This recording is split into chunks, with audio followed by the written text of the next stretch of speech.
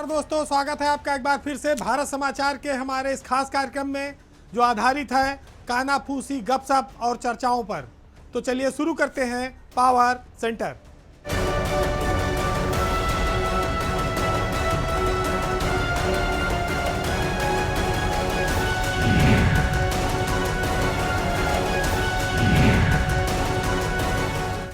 आप जानते हैं कि फोर्स कोई भी हो वहां पर रैंक बड़ी मायने रखती है, यानी कि सीनियरिटी और जूनियरिटी। आज हम आपका ध्यान उत्तर प्रदेश पुलिस में एक ऐसी ही पुलिस विभाग की व्यवस्था की ओर दिखाएंगे जिसमें रैंक, सीनियरिटी और जूनियरिटी को लेकर एक विरोधाभासी स्थिति बनी हुई है। मामला सीनियर आईपीएस अफसरों की तैनाती का है, क्योंकि रेंजों में डीआईजी और आईजी, एक समय में ऐसा वक्त था कि डीआईजी कम थे, वहां पर आईजी तैनात किए जाने लगे।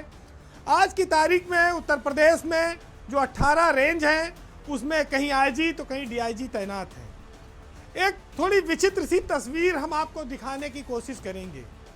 मामला यह है कि जो सीनियर है वो ऐसी रेंज में पड़ा है जिसको हम लोग काफ़ी छोटी रेंज मानते हैं या महत्वहीन रेंज मानते हैं, और जो जूनियर हैं उनको बड़ी रेंज मिली हुई है जिन्हें इंपॉर्टेंट रेंज कहा जाता है। तो हम आपको बताएंगे कि प्रदेश के पुलिस महकमे में इन दिनों डीआईजी साहब लोगों का काफ़ी जलवा है। जलवा यह है कि 2001 बैच का अफसर जो आईजी है वो भी रेंज में डीआईजी की तरह काम कर रहा है, और 2011 बैच का जो डीआईजी बना है वो भी रेंज में बराबर में काम कर रहा है। तो मतलब 10 बैच के अंतर वाले आईजी साहब भी रेंज में ही हैं और डीआईजी साहब भी रेंज में हैं। तो आप ये कह सकते हैं कि छोटे मियाँ बड़े मियाँ पर भारी पड़ रहे हैं। रैंक का भी यहाँ पर विरोधाभासी अंतर है, क्योंकि 2001 बैच के आईपीएस हैं प्रवीण कुमार जो अयोध्या रेंज के आईजी हैं। 2001 बैच में ही तरुण गाबा हैं जो अभी थोड़े दिन पहले फिर दोबारा से लखनऊ के आईजी रेंज बनाए गए हैं। और 2011 बैच के शैलेश पांडे आगरा के डीआईजी हैं, अभिषेक सिंह सहारनपुर के डीआईजी हैं और राजेश एस चित्रकूट के डीआईजी हैं। तो एक आदमी पता लगा कि बना है अयोध्या में डीआईजी और एक आदमी आगरा में, सहारनपुर में, मेरठ में। तो सब कमिश्नरी का महत्व अलग अलग है। भले लोग ये कहते हैं भाई कोई मलाई काटे कोई ना काटे, ये अलग बात है, लेकिन कहा जाता है कि मलाईदार तैनाती पर हैं। अब 10 बैच, 10 साल का अंतर, 10 बैच मतलब, तो जूनियर भी उसी पद पर, सीनियर भी इसी पद पर। तो ये एक दृष्टिकोण है जिस पर लोगों का ध्यान आकर्षित होना चाहिए। अब अजय राय हैं, वो प्रयागराज में हैं, अमित पाठक हैं, वो देवी पाटन में हैं, राकेश प्रकाश सिंह हैं, वो मिर्ज़ापुर में हैं, ये भी आईजी हैं।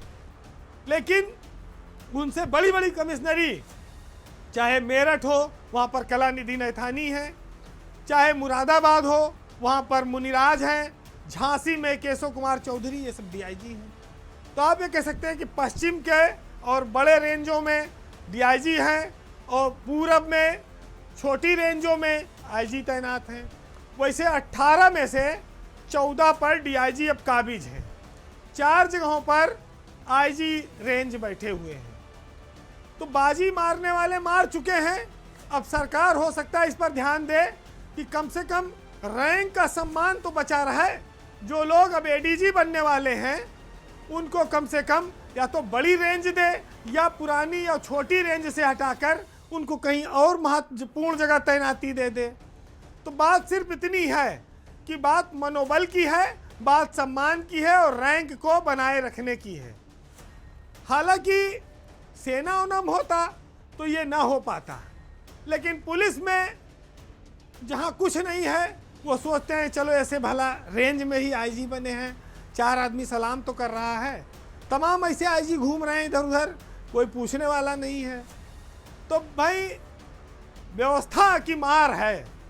अब इस व्यवस्था में चाबुक की डर से लोग चुपचाप रह जाते हैं, और पुलिस तो वैसे भी अनुशासन की नौकरी है, जब कोई सुनने वाला हो तब तो कहा जाए। अब बात भ्रष्टाचार की और मलाईदार पोस्टिंग की। मामला पीडब्ल्यूडी विभाग से जुड़ा है, जिसको कहते हैं कि पूरी गंगा बहती है सरकारी खजाने का। 30,000 करोड़ रुपए का बजट है उसका। लेकिन इस विभाग की कार्यशैली से योगी सरकार के मंत्री और विधायक काफ़ी नाराज हैं। आप ये भी कह सकते हैं कि मंत्री और विधायक अपनी ही सरकार के इंजीनियरों की पोल खोल रहे हैं, पीडब्ल्यूडी के भ्रष्टाचार की पोल खोल रहे हैं।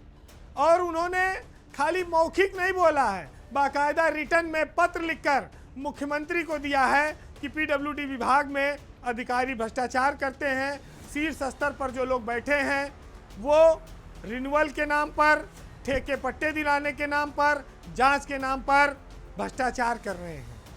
रामनाथ सिंह हैं जो ईएनसी लेवल के अफसर हैं, इनके ऊपर ये आरोप लगा है। प्रदेश में सड़कों की हालत सुधारने की जिम्मेदारी अजय चौहान, प्रमुख सचिव और पीडब्ल्यूडी पर है। लेकिन आप जानते हैं कि किसकी हालत ज़्यादा सुधर रही है, सड़क की या इंजीनियर की? जनता की सेवा का वादा है, उसके लिए अच्छी और बढ़िया सड़क बनाने का वादा है, लेकिन ये वादे सिर्फ कागजी हैं। ज़मीन पर तो आपको हिचकोले खाने ही हैं, मज़ा तो अधिकारी ही मानेंगे। अब चूंकि रामनाथ सिंह पीडब्ल्यूडी विभाग में बताया जाता है कि 15 सालों से मुख्यालय में तैनात हैं और यहीं पर वो जो इंजीनियरों की जांच होती है, सड़कों के जो टेंडर होते हैं, उनके मैनेजमेंट में वो काफ़ी इन दिनों चर्चित हैं। उनके खिलाफ योगी सरकार के मंत्री बलदेव औलख और मयंकेश्वर शरण सिंह ने, उन्होंने तो बाकायदा सीएम से मिलकर शिकायत की है। एक विधायक हैं, उन्होंने भी पत्र लिखा है कि चीफ इंजीनियर खुलेआम धांधली कर रहे हैं और मुख्यालय में बैठकर जूनियरों को डबल चार्ज दिलाते हैं और मुख्यालय में बैठकर अपने चहेतों को दोहरा चार्ज दिलाते हैं, वसूली करते हैं और टेंडर मैनेजमेंट करते हैं। आरएन सिंह शीर्ष लेवल के अफसर हैं, रामनाथ सिंह कुछ दिन में विभागाध्यक्ष ईएनसी हो जाएंगे। तो जब दूसरे और तीसरे पायदान पे हैं तब इतना हाथ दिखा रहे हैं, और जब खुदे मुखिया हो जाएंगे फिर तो पूरे घर भर के समेट लेंगे अकेले। 15 साल से वो कैसे जमे हैं मुख्यालय में, उनके टेंडरों में कमीशन खोरी और वसूली का खेल कैसे चल रहा है, इन पर तबादला नीति का कोई नियम आज तक क्यों नहीं लागू हुआ, ये सब प्रमुख सचिव अजय चौहान को देखना चाहिए था। लेकिन बताते हैं कि आरएन सिंह और प्रमुख सचिव के बीच काफ़ी अच्छी छंती है। अजय चौहान और रामनाथ सिंह के बीच अच्छी साठगांठ है, और यही वजह है कि रामनाथ सिंह विभाग में एक दबंग इंजीनियर के रूप में अपनी पहचान बना चुके हैं। उनकी दबंगई का आलम यह है कि उनके कमरे में कोई भी आदमी मोबाइल लेके नहीं जा सकता। वो पहले बाहर रखवा देते हैं मोबाइल, तब वो लोगों से मिलते हैं। इससे पहले भी उनकी कई सारी शिकायतें हुई, लेकिन प्रमुख सचिव ने उन शिकायतों को ठंडे बस्ते के हवाले कर दिया। उनके खिलाफ कोई कार्रवाई नहीं हुई।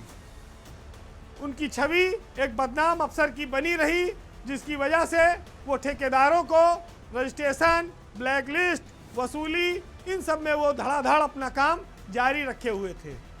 उन्होंने अपने पद का भरपूर दुरुपयोग किया। लेकिन समस्या इस बात की है कि जब मंत्री और विधायक लिख दे रहे हों, तब जाकर उनके खिलाफ सरकार के कान में जू रेंगी, तब उनके खिलाफ जांच के आदेश हुए, वो भी सचिव और विभागाध्यक्ष मिलकर करेंगे।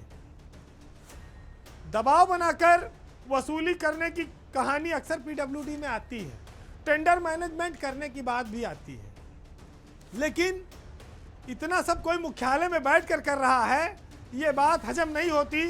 क्योंकि अजय चौहान एक ऐसे अफसर बने हैं जो शासन में कम, मुख्यालय में ज़्यादा बैठते हैं। वो प्रमुख सचिव हैं, वो उनका कमरा पीडब्ल्यूडी मुख्यालय में भी है, और उनका यूपी आरएनएन में भी एक कमरा है, और उनका सेतु निगम में भी एक कमरा है। वहाँ पर वो ज़्यादा बैठते हैं, जिसके चलते विधायक और सांसद, जनप्रतिनिधि चक्कर-घिन्नी बने रहते हैं, वो प्रमुख सचिव को ढूंढ ही नहीं पाते। अब रामनाथ सिंह भी उसी परंपरा में हैं, उसी छत्र छाया में हैं। तो पीडब्ल्यूडी विभाग हमेशा से चर्चा में रहा है। पिछले 2-3 सालों से वो बजट नहीं खर्च कर पाता, सड़कें नहीं बना पाता, हजारों करोड़ के बजट लैप्स होते हैं, वो बदनामी होती रहती है, लेकिन भ्रष्टाचार लगातार चल रहा है।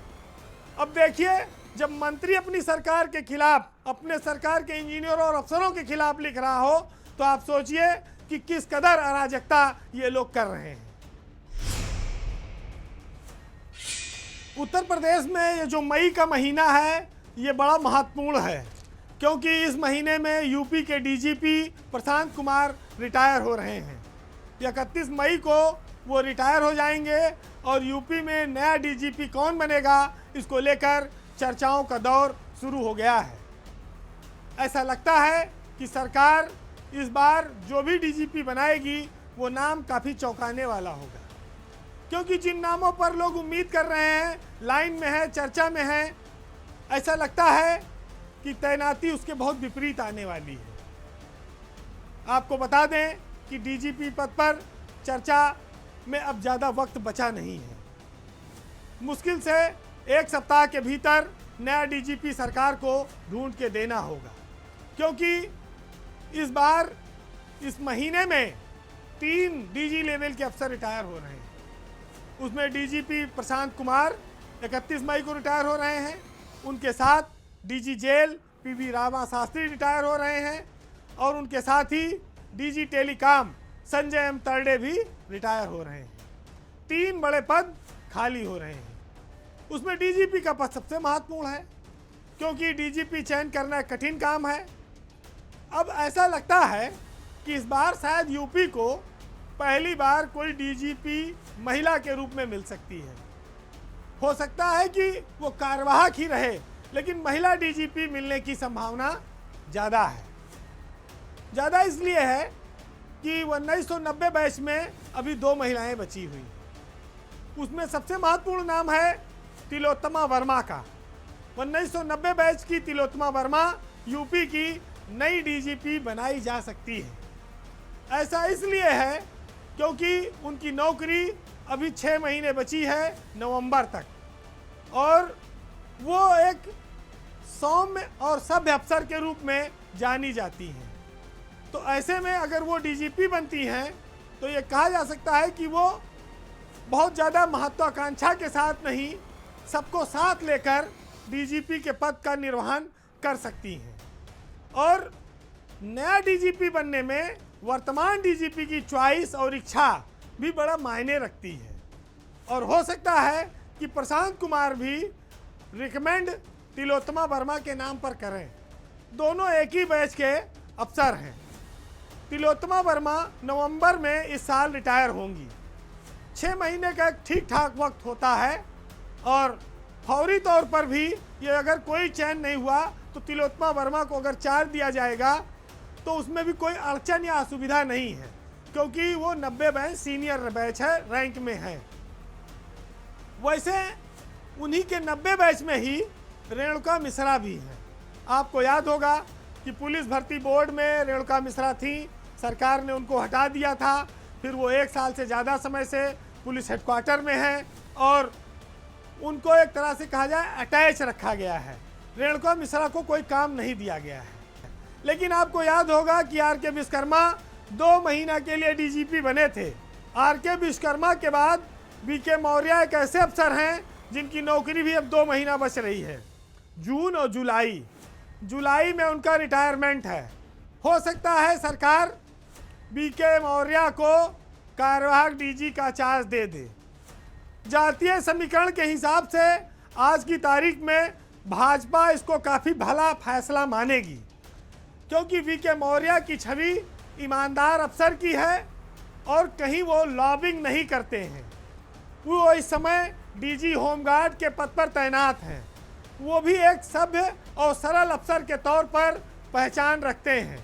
लेकिन ये बात मैं यहाँ ज़रूर कहूँगा कि सीनियरिटी के आधार पर वी.के. मौर्य एलिजिबल हैं और वो डीजीपी का चार्ज ले सकते हैं। ये बात बहुत तय और साफ है कि इन्हीं 2 नामों में से कोई एक उत्तर प्रदेश का अगला डीजीपी बनेगा। अब यह है कि क्या हमारे डीजीपी साहब प्रशांत कुमार चुपचाप रिटायर हो जाएंगे या अपने लिए कोई और इंतजाम देखेंगे, या उन्होंने कोई आश्वासन उनको मिला है।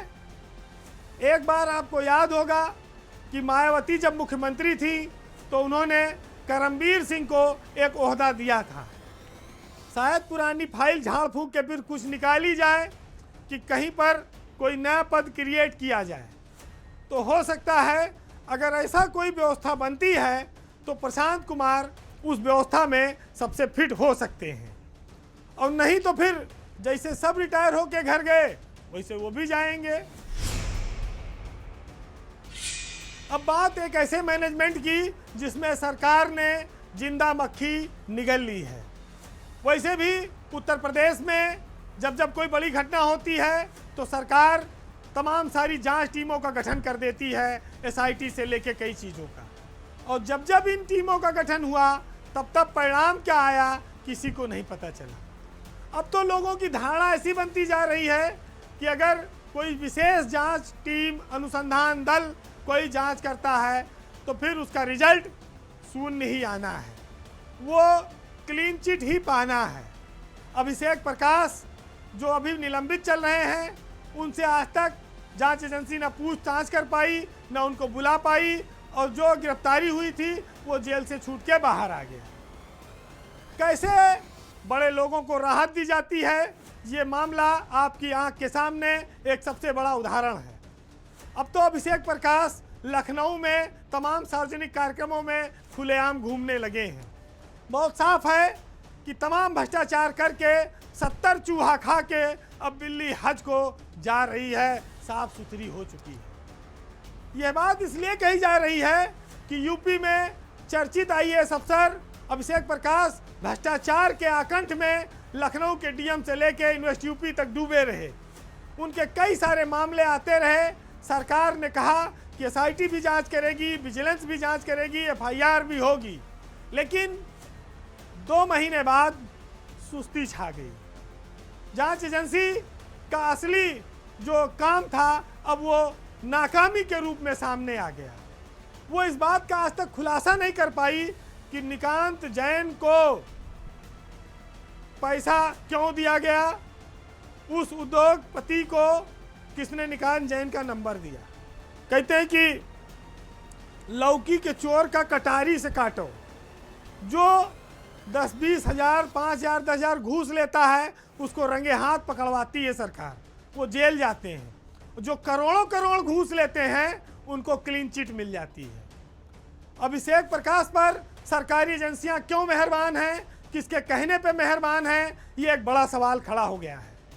सोलर प्लांट कमीशन के मामले में एसआईटी ने जो चार्जशीट दाखिल की कोर्ट में, उसमें अभिषेक प्रकाश का नाम वो नहीं डाल पाई, जबकि वादी विश्वजीत दत्ता ने अपने बयान में यूपी इन्वेस्ट के तत्कालीन सीईओ अभिषेक प्रकाश का नाम लिया था और ये कहा था कि उन्होंने ही निकांत जैन का नंबर दिया कि इनसे संपर्क कर लो तो तुम्हारा काम हो जाएगा, और वहीं पर 1 करोड़ 5 लाख रुपए की घूस दी गई।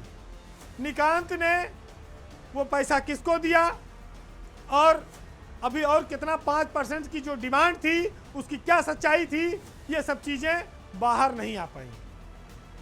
बताया जाता है कि जेल में तो वैसे कई बार जैन से पूछताछ हुई और ये भी आया कि अभिषेक प्रकाश का नाम भी आया, लेकिन जब चार्जशीट दाखिल हुई तो ठन ठन गोपाल। अब अंधेरे में कितना बड़े तीर चलाया जा रहा है ये देखिए कि एक प्राइवेट आदमी है निकांत जैन, उसको कोई इंडस्ट्रियलिस्ट क्यों पैसा दे दिया और सरकार ने उसको गिरफ्तार कर क्यों करा लिया, और जिसने पैसा देने के लिए नंबर दिया उसका कुछ नहीं।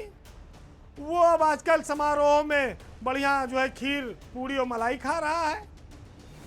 तो बहुत साफ है कि उत्तर प्रदेश में अभिषेक प्रकाश जैसे भ्रष्ट अफसर को लगातार बचाने की कोशिश की गई, जांच के नाम पर लीपापोती की गई, प्रदेश की जनता को गुमराह किया गया और एसआईटी इस बात का लगातार बहाना लेती रही कि वो अभिषेक प्रकाश को पूछताछ के लिए नोटिस भेज रही है, लेकिन वो मिल नहीं रहे हैं, उनका बयान दर्ज नहीं हो पा रहा है। विवेचक को कोर्ट ने पहले ही दिन कह दिया था कि 6 अप्रैल तक ये नाम ला के बताओ कि किस अफसर ने निकांत जैन का नंबर दिया था। वो भी हजम कर गई पुलिस उस मामले को, उसने आज तक खुलासा नहीं किया। तो जो स्थितियां बनी हैं, उन स्थितियों पर कोई भी व्यक्ति देखेगा तो ये कहेगा कि सरकार ने शुरुआत में अपनी चाल बहुत तेज कर रखी थी और बहुत सख्ती का संदेश दिया और कहा कि हमारा भ्रष्टाचार पर जीरो टॉलरेंस है। लेकिन अब वो टॉलरेंस बिखर गया है, वो सब बातें दिखावा साबित हो गई हैं।